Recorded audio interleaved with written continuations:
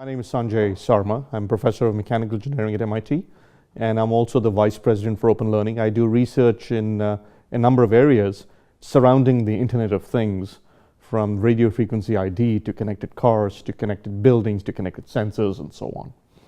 How I got into the Internet of Things is an interesting question. About 20 years ago, my research group and my colleagues, David Brock, Kevin Ashton, others, we started working on radio frequency ID.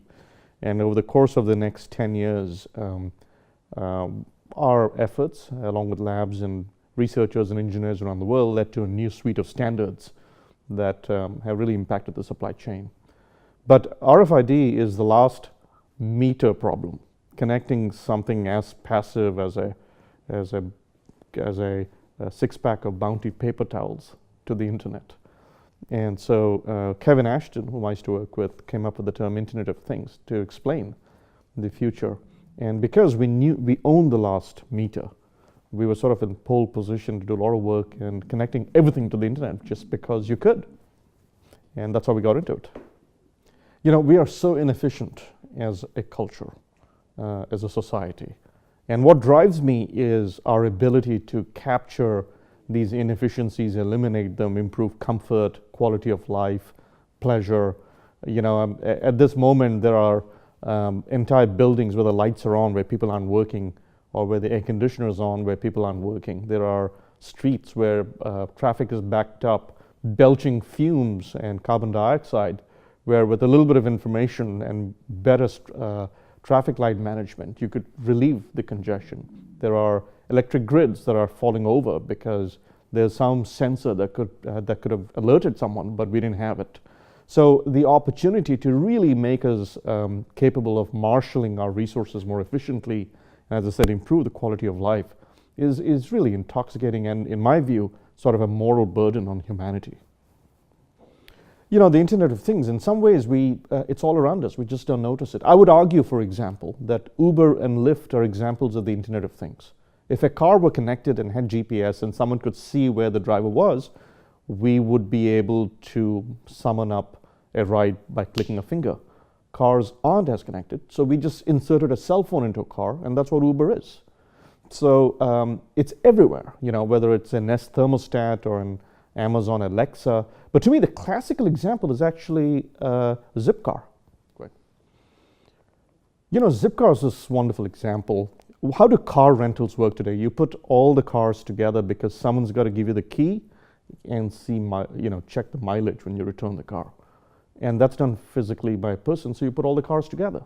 But if I want to rent a car, I want it right next to my house. I can go over and pick up the car.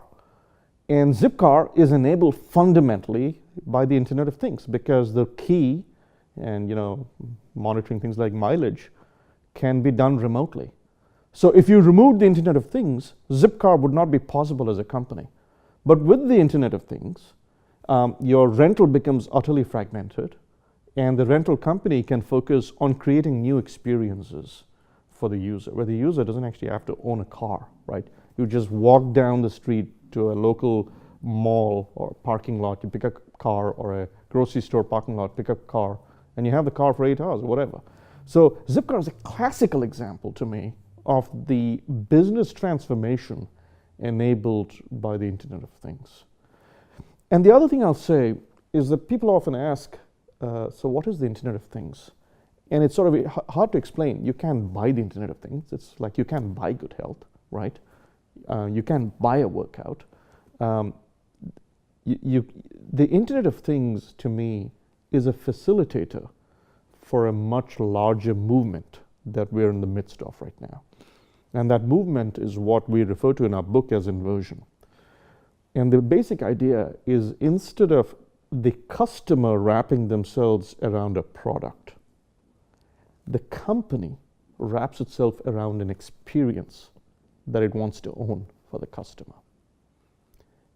That inversion has shown up now in so many different ways. And I've used the Uber example.